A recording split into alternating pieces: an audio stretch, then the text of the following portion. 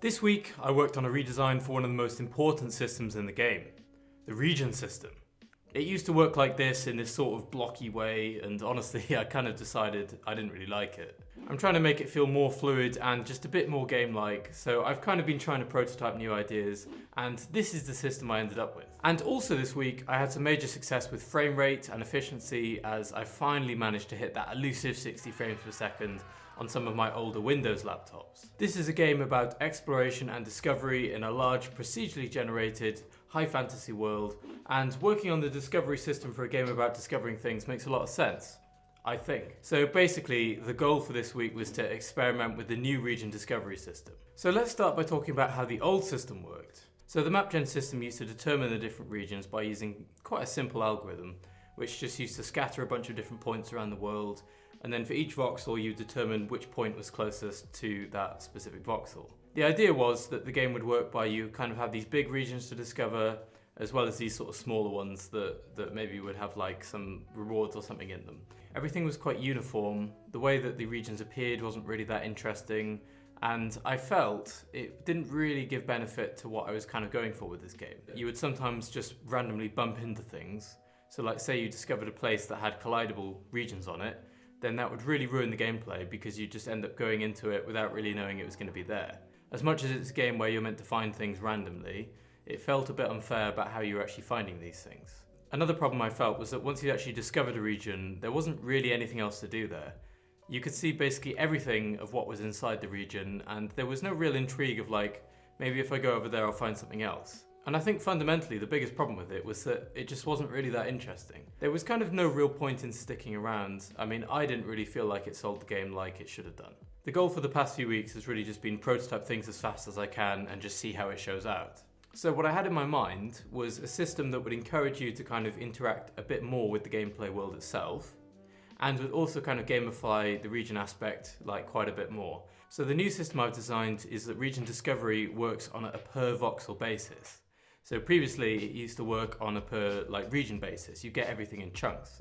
And the way I was planning to make the world a little bit more interactable was by making it so that all the individual things that are actually placed in the world can interact with this system in some way as well. So for instance, if you were to walk into a sort of section of forest, that section of forest might sort of unveil itself in this almost cascade-like system. So the problem with this was that this system was going to present a few different technical challenges first of all. The biggest change now was the fact that I would have to be able to enable or disable individual terrain voxels, and that's not really that simple of a thing to do. Previously, the way I did region discovery was I essentially just baked all the individual regions into separate meshes and then just animated them into the scene. So really the only way that I was going to be able to get this to work was with a vertex shader. And what that then meant was I had to find a way to pass a big buffer of data into the vertex shader so it could be used to modify visibility. And it also had to be able to update each frame without any performance problems. That's kind of complicated. This took quite a bit of searching by looking at like examples and like code snippets and stuff, but I found a way to do it by using something called a const buffer. Ogre 3D, which is what I'm using for my graphics system, exposes this API to generate const buffers, which you can just fill with whatever information you want. I create a buffer and designate 8 bits for each voxel because I also plan to include some animation data with these bits as well. I can then just call upload and all of that stuff gets sent to the GPU. The biggest technical hurdle was figuring out how to bind that buffer to the correct draw calls. I already have some code which modifies Ogre's default material system, but I just had to figure out where to put that code in the most efficient way possible. Unfortunately, that didn't really happen because the only way I could find to actually put the new const buffer in was by overriding some virtual functions, which, if you know anything about C++, you're not really meant to do, especially as this gets called for every single mesh in the scene. So that will probably slow it down a little bit. I'm gonna have to come back to look at that later, but the thing is, right now I really just wanted to get it to work. I didn't really care too much about performance. I'll deal with that later. And also I noticed that it seems to break instancing for things like trees, which also won't be good for performance. But after all that, I managed to get this generic buffer of data bound to basically every single object in the scene, and I was able to read the values from the buffer back in the vertex shader. So here's some example of me sending some generic data from the CPU to the GPU, which then can be used to animate every single vertex on the terrain, without too much performance problem either because it's all in the vertex shader. And from there it was quite simple to draw a box around the player in the buffer as they moved around the world and get the mesh to appear voxel by voxel. I also had to change things like when the regions appear, they animate all of the trees in and stuff like that at once. So obviously that didn't really make any sense with this new system. The last piece was making it so that things in the world could also trigger their own discovery regions around them as well. So I ended up doing this by creating this class to manage voxel animations. You can spawn an appear animation section in and it'll write the new voxel values over to the buffer for you over a few different frames. So this is kind of how you get the animation. And I also experimented with getting other parts of the world to uncover voxels in different ways. For instance, I've made it so bodies of water uncover voxels surrounding them, which is an effect I actually really like. I think there's all sorts of potential for gameplay things here. So like for instance, I think I could add paths to the overworld which could lead towards towns or places and have them like trigger voxels along their route. And to be honest, I might commit the ultimate sin of an open world game, which is having like a sort of tower thing that you can capture to discover part of the world. Because the way that the gameplay kind of works at the moment is you often end up with these like small little blotches of land that you haven't hit yet. So that's kind of annoying.